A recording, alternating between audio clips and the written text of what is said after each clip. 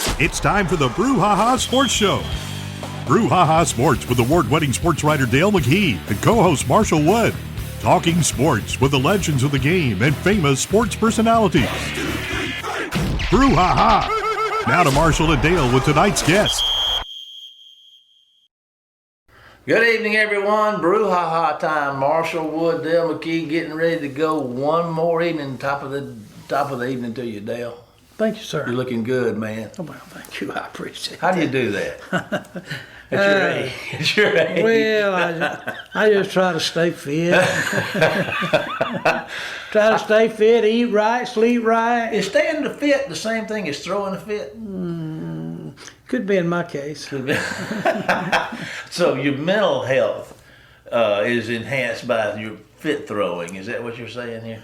I think when you get up every morning and you look in the mirror and you weigh, you've got your day attitude perfectly laid out in front of you. You're either going to feel good or you're going to feel, oh my goodness. Okay, so we open the day and we look at what's laid out before us. Mm-hmm. How do you run on that track? Do you stay to what's there, or do you have like bombs going off? No, did you say run on that track? yeah. Probably a bad choice of words. Are you talking about my fast walking? I'm talking about your operations, your daily operations, your plans. Do your days go like you think they're going to go?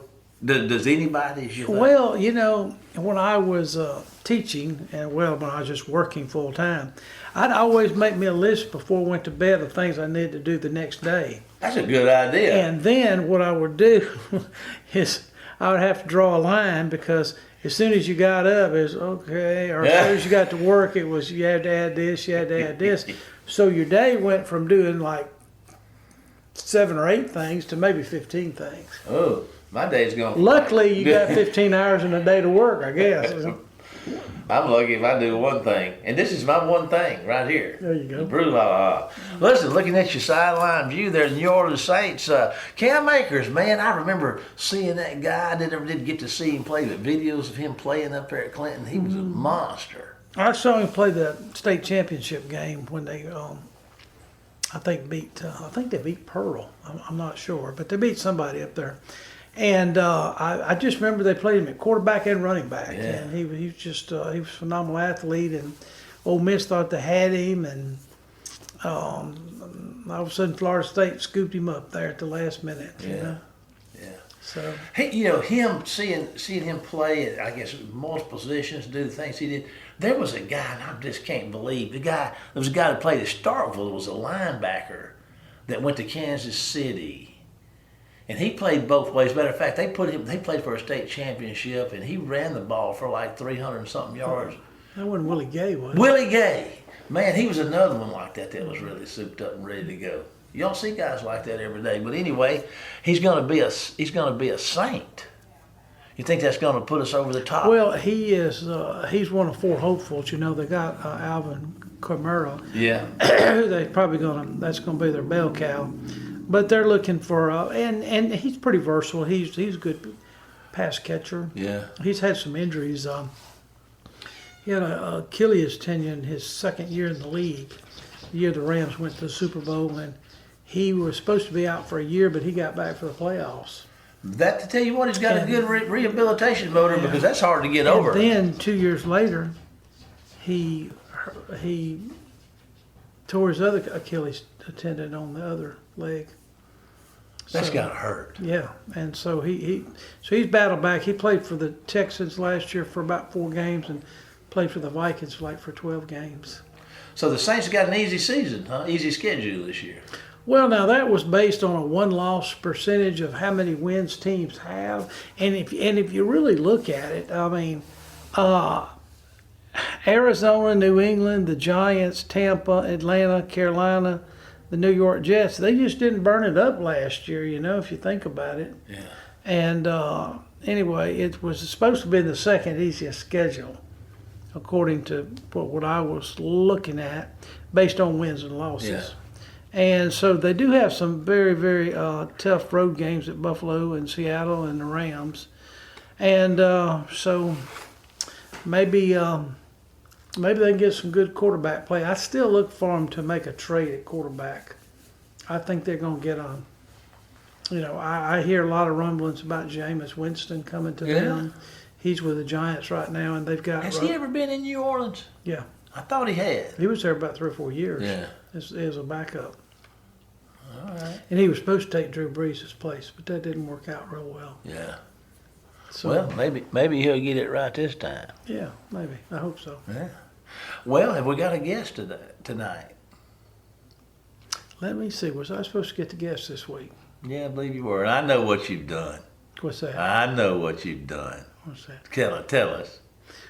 Well, sometimes you just gotta, look around the house for somebody. Yeah. So I've been trying to get some closer guys to us a little bit. Yeah. I had Kevin Lindsay last week. He's a Yeah. Wayne County boy. Yeah. Got another Wayne County boy. Another Wayne And County. you might have heard of him. I don't know if you've heard or not. He played at Wayne County, I don't know, 30, 40, 50 years ago. I think he was a pretty good player. I've heard he was. He told me he was a good player.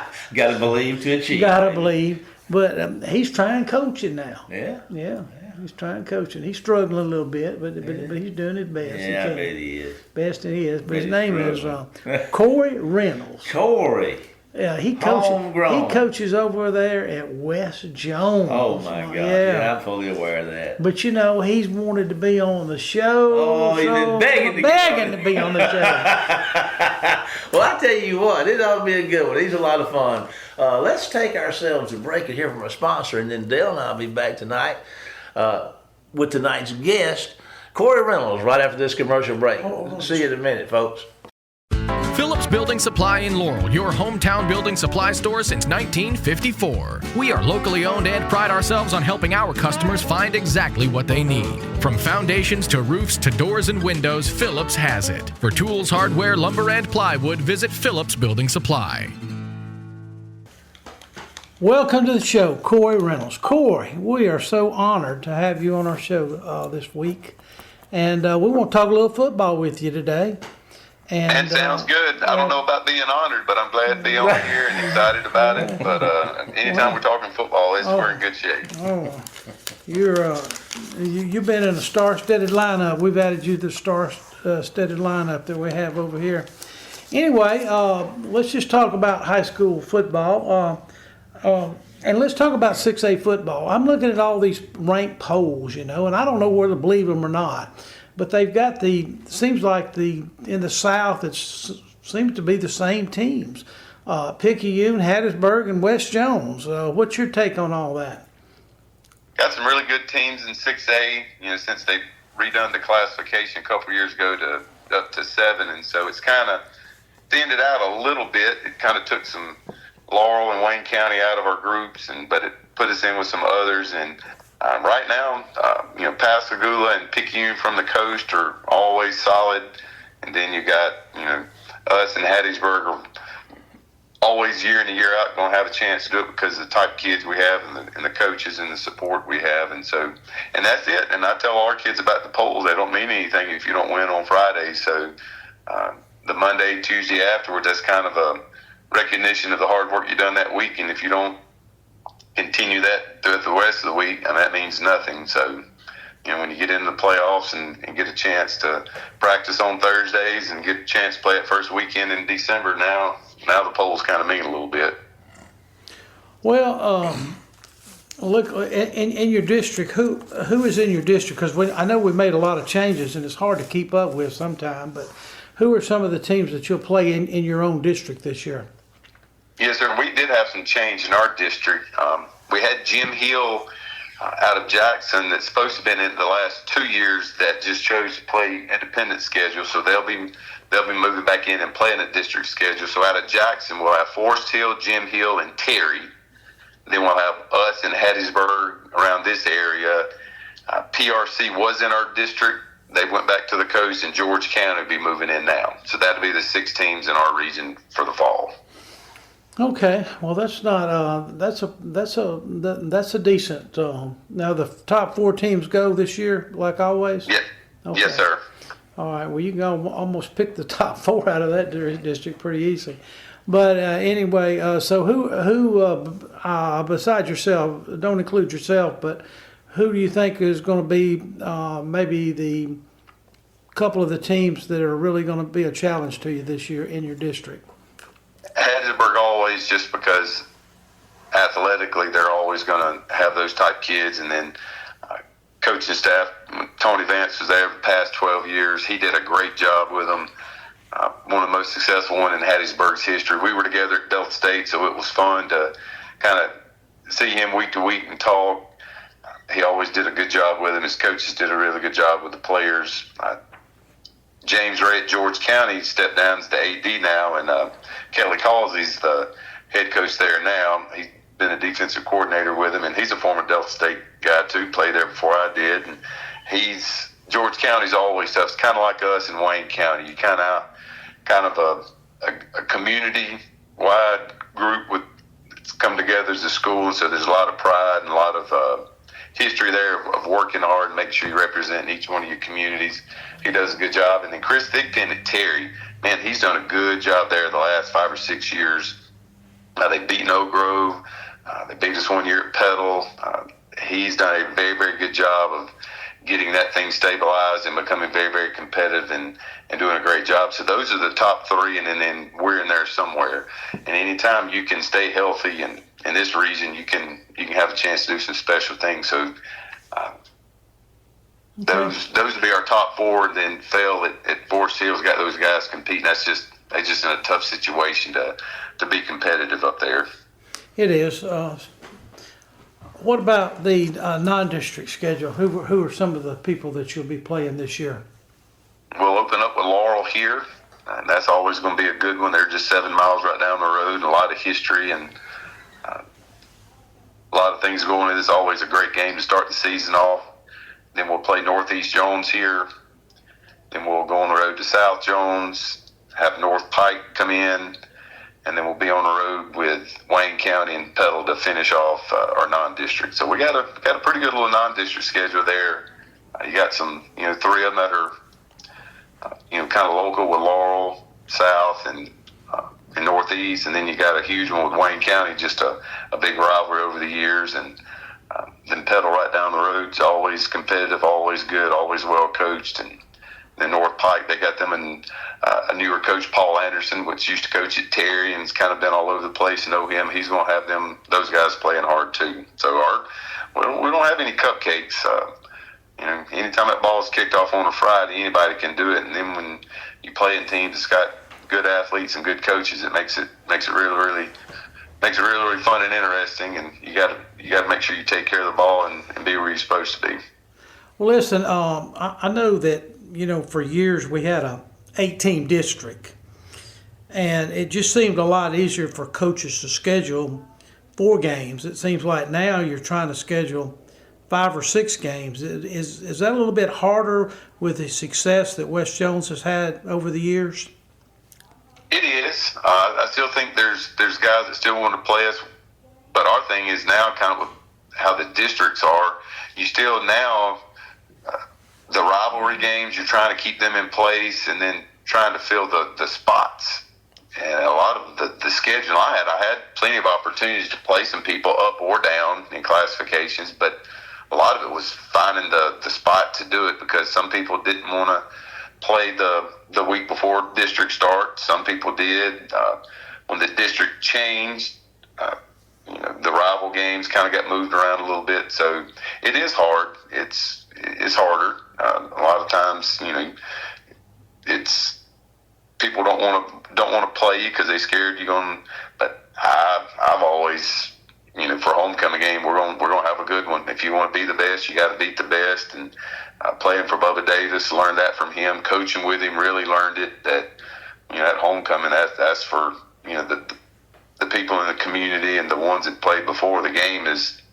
Homecoming means nothing if you don't win it, and if it's going to be that big of a game, you better have a good opponent and make sure it's worth the while to come. And so, I hope the next go around the schedule is not as hard, but I can see that happening. I know at Oak Grove and Petal it's kind of tough to get them like that, especially with the way it's laid out now, trying to find 6 instead of 4. Okay. Well, I just know it's kind of difficult doing that, but on scheduling, I'm just trying to get a coach's perspective on this. I've seen a lot of coaches, they don't want to open up with a tough opponent about like Laurel. They would rather get a game under their belt and then that second game be a challenge for them. So is your philosophy, is it kind of because you've done it so many years in a row, you might as well just keep it the first game? Is it more exciting like that for the fans and for the players? I like playing good teams because it gives you a good benchmark on where you're at, how you're getting the season started. You kick it off, you win it, man, that's going to get the season started really, really going good. If you don't, then, you regroup after a couple of days and, we get ready for the next one. But I think there's so much more to me starting off with a good one. I think you can get rolling in a better sense than playing someone that you're going to, maybe have an easier time winning. You kind of maybe get a false sense of success, and I may be looking at it wrong. I'm just kind of the old school mindset. If we're going to play, we're going to be the best, and we need to be playing the best. And then all eyes are on you, and you're going to be playing in front of big crowds, and it matters. I think today's society, everybody kind of looks for the easy way out of things and don't want to face tough things. And I want to see where we're at. I want to see how good we are. And then when the game's over, win or lose, let's see what we did wrong. Let's make it better, and let's get ready for the next one. All right, let's switch gears just a little bit, and let's talk about college football. What's your take on this, the way the NIL how's it affected your kids in recruiting? Is it just you think what just handed down last week by the judge, and I believe it was Pennsylvania. Do you think this will solve a lot of the problems, or just some of the problems that they have in college sports nowadays? Well, the whole thing is going to get a whole lot worse before it gets any better. I think NCAA made a knee-jerk reaction instead of having some things in place and doing it in stages and having some things just kind of reflects kind of how the world is right now. Instead of just being patient, doing what you're supposed to do and doing what's right, everybody's just throwing stuff out there and see what's going to stick, and then you got to worry about cleaning up the mess instead of just taking a little bit of time and patience on the front end, have some structure and a little bit of idea of where we're going and what's the next phases, and then go from there. And it's frustrating. I know a lot of the guys that I played with in college that are coaching now, or guys I've got to really know over the years and stuff, and boy, they're very, very frustrated. It's totally changed it. It's a lot of them are getting out of it.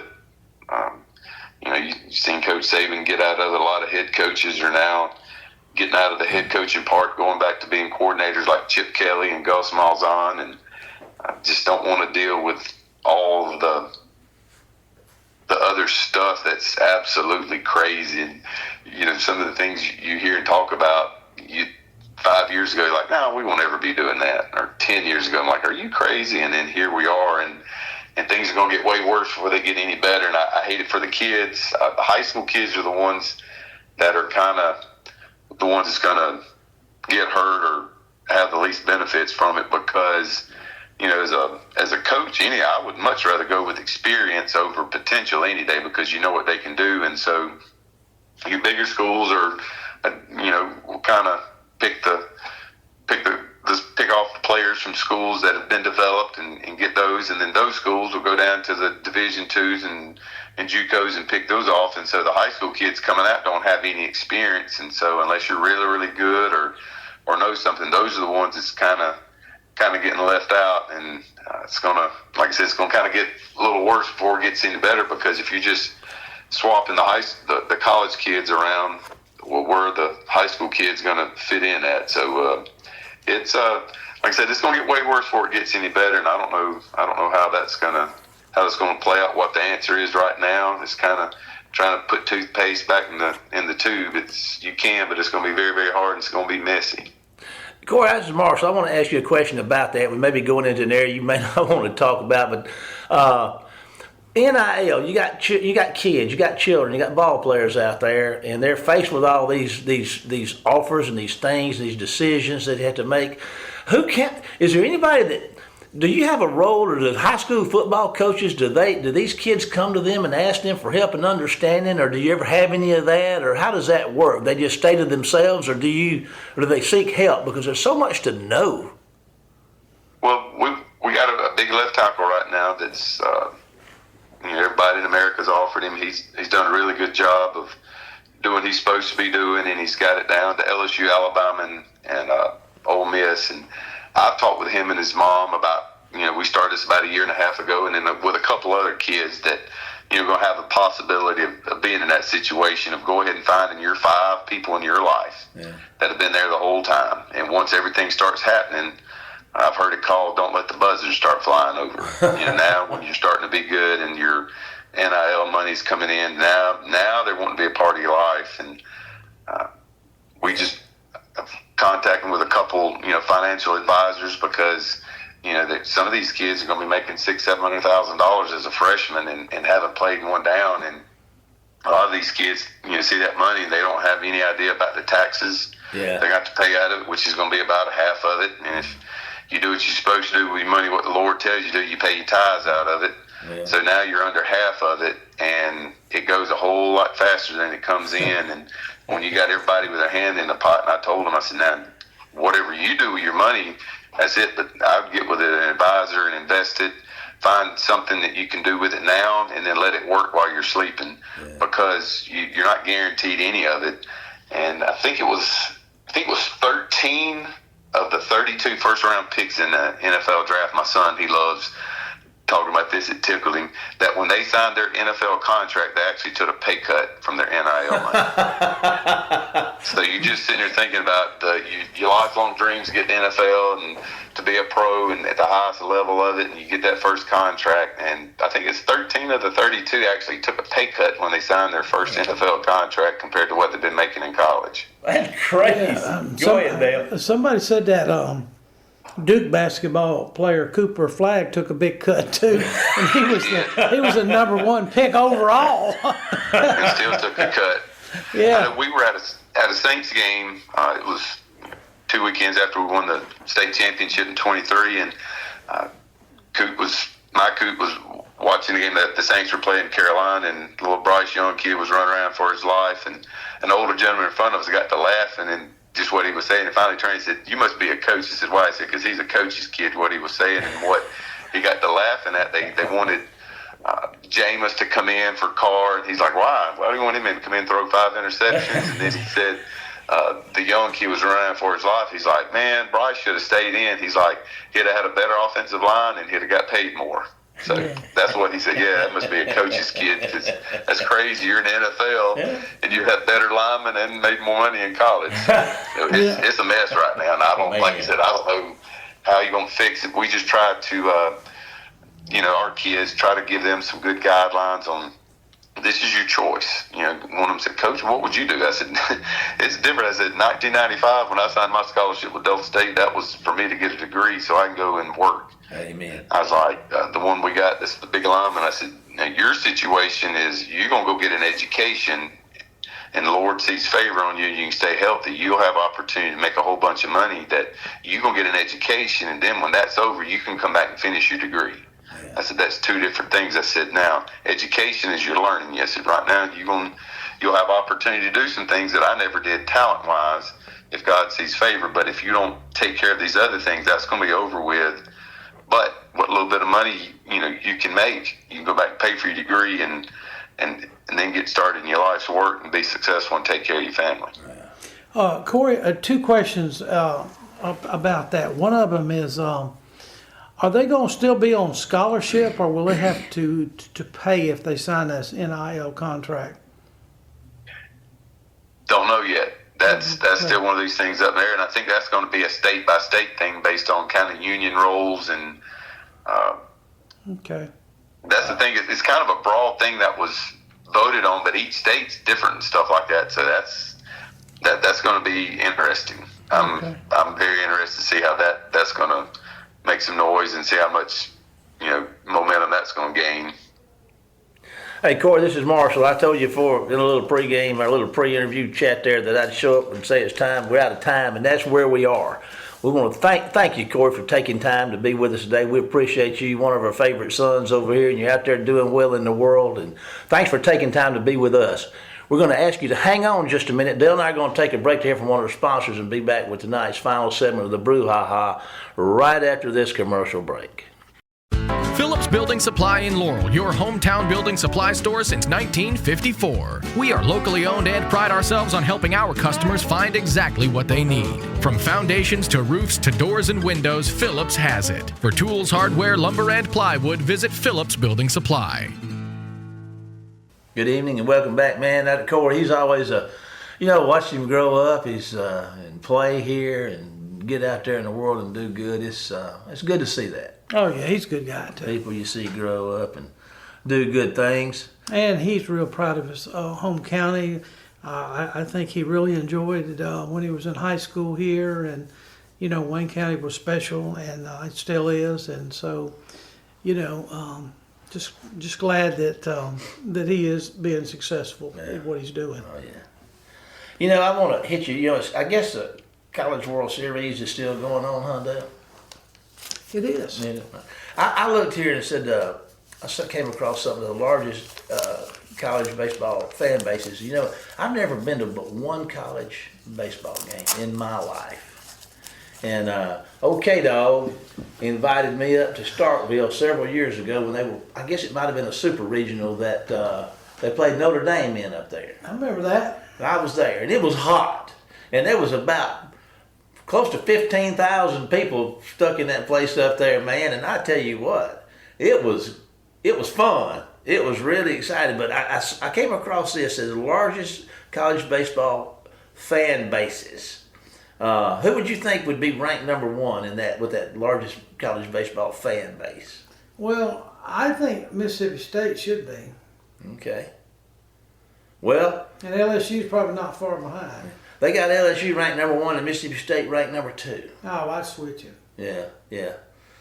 No, I'm serious. I mean, LSU's only holds about 10,000. Yeah. State get 15,000 in there. Yeah. Dumb old Tigers. And I think Mississippi State this year now, I read somewhere that they led the country in average attendance, and they didn't even have a good season.